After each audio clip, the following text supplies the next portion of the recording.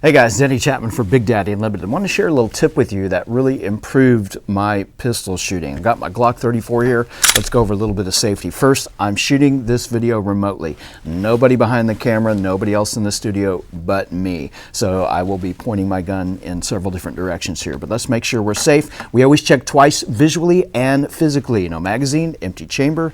Magazine is out, chamber is empty.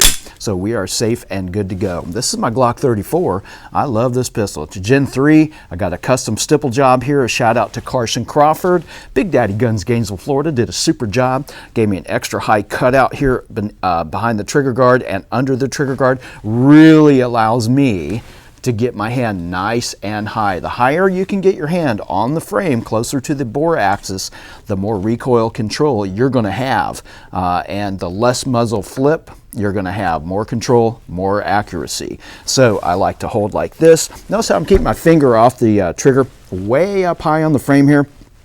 When I'm shooting competitions, as I'm moving, if I'm doing transitions from one position to another, as the USPS rules say, keep your finger off the trigger. It's nice and high. The RO can actually look through that trigger guard and see my finger is indeed off the trigger.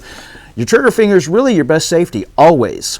Keep the third cardinal rule of gun safety says keep your finger away from the trigger until you're ready to fire. Don't ever depend on a mechanical device for safety. So you are your best safety with your trigger finger. So nice high grip here, as you can see. Even though I'm shooting remotely, this video that is, I dipped my muzzle because look, I'm always thinking about safety. I'm always thinking about I don't want to muzzle anybody or anything I'm not willing to shoot. So it's drilled into my brain. I hope you guys remember that as well. So I'm nice and high here with my support hand. This is the second part of this tip now. I used to be a little bit submissive with my support grip. I thought, well, if I fill in that gap there and line my thumbs up, I'm good to go. But those of you who've been around the shooting game long enough know that this isn't quite correct. Or I'd say it isn't as good as it could have been.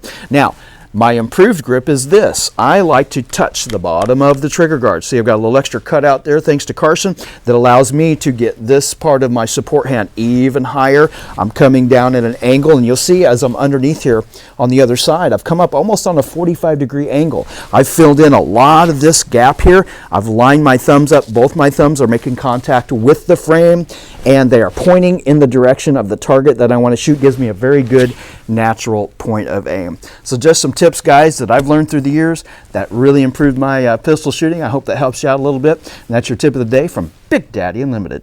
Hey guys, Denny Chapman here for Big Daddy Unlimited. Got a little pistol trip. Blooper number 1. Pistol trip. Not pistol trip, pistol tip. All right.